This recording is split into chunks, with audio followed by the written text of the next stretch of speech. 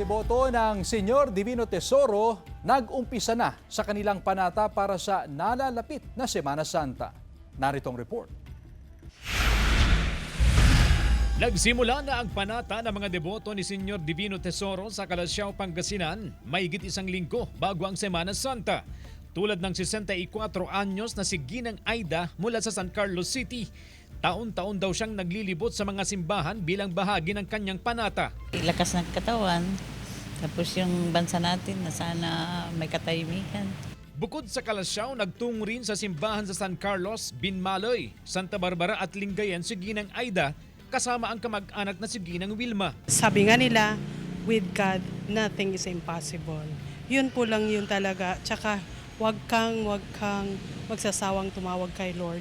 Hindi kanya papabayaan. Ang magkasintahan na si Remalyn at Gerald D. nagtungo naman sa Saints Peter and Paul Catholic Church. Bukod sa 51st month sa riraw nila ngayon, may kanya-kanya rin silang hiling sa Panginoon.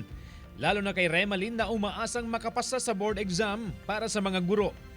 Para sa family ko and para sa pangarap ko, para na din po sa bata na may inspire ko in the future bilang isang teacher. Magdiriwang ng kaarawan si Gerald D. sa Sabado, kaya mayroon din siyang hiling sa poon. Makasakay po ng barko po.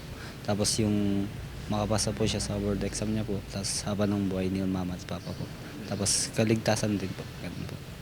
Ang pagpunta nila sa simbahan ng Calasiao, bahagi na raw ito ng kanilang bisita iglesia sa Semana Santa. Kasama si Henry Duminsil, CJ Torida, One North, Central Luzon.